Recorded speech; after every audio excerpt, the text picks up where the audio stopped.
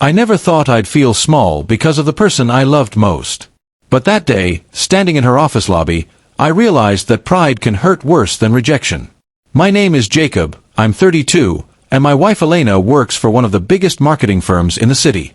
She's brilliant, sharp, confident, the kind of person who commands attention when she walks into a room. We met in college, back when neither of us had much.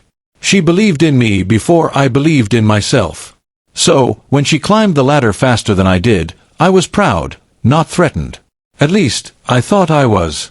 It started when her company hosted a Bring Your Partner luncheon, a casual networking event meant to celebrate their success before the holidays. Elena asked me to come, but there was hesitation in her voice. I just want everything to go smoothly, she said. Some of these people are, particular. I smiled. Don't worry, I'll behave. When the day arrived, I wore my best suit, not expensive, but neat. I brought flowers for her office desk and a quiet sense of pride for the woman I married. But the moment I walked into that sleek, glass-walled building, I could feel it, the subtle shift in her demeanor. Elena's smile tightened. Hey, you made it. I leaned in to kiss her cheek, but she stepped slightly aside, pretending to adjust her bag. We're about to head into the conference area, she said quickly. Let's just go straight there. Something stung inside me, but I brushed it off. As we walked through the hall, she introduced me to her co-workers. This is my husband, Jacob, she said, polite, formal, distant. Each handshake felt like a transaction.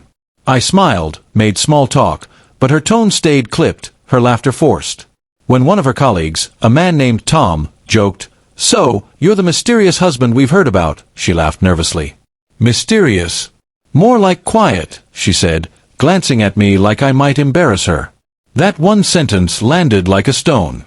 I kept smiling, but my chest felt tight. I'd supported her through every late night, every big pitch, every doubt. Yet here, in front of her co-workers, I was something to downplay. Then her boss, Mr. Reynolds, approached, older, composed, and clearly respected. He shook my hand firmly. "So this is the man behind our superstar," he said warmly. Elena laughed. "He's very proud of me," she said, still with that nervous tone. Mr. Reynolds smiled. "He should be. But tell me, Jacob, what do you do?" "I'm an automotive technician," I said. "I run a small shop downtown.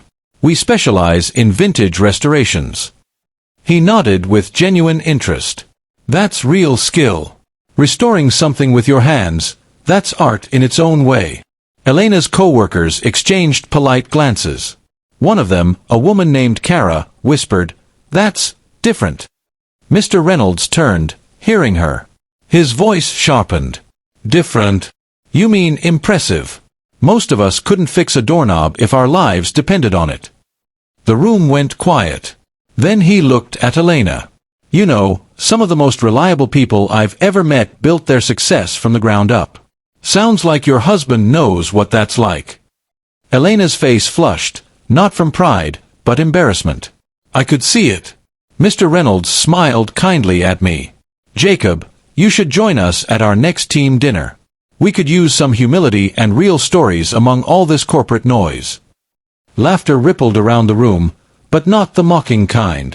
Genuine, relieved laughter. Elena tried to smile, but she was pale.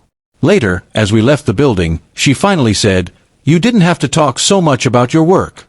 They don't really get that world." I stopped walking. "Is that what this is about? You were embarrassed by me?" She froze. "No, I just wanted to make a good impression." "Then why did your boss have to remind everyone that I'm not a punchline?" I asked quietly. Her shoulders dropped. For a moment, she didn't answer. Then she said softly, "I wasn't embarrassed by you, Jacob. I was embarrassed by me. By how hard I've been trying to fit into a world that looks down on people like you, and like who I used to be." The honesty hit harder than anger ever could. "I forgot," she continued, voice trembling, "that the reason I got this far was because I wanted to build something real. You're the one who taught me that. And I acted like I wasn't proud of you, when you're the only reason I'm proud of myself." I didn't say anything for a moment.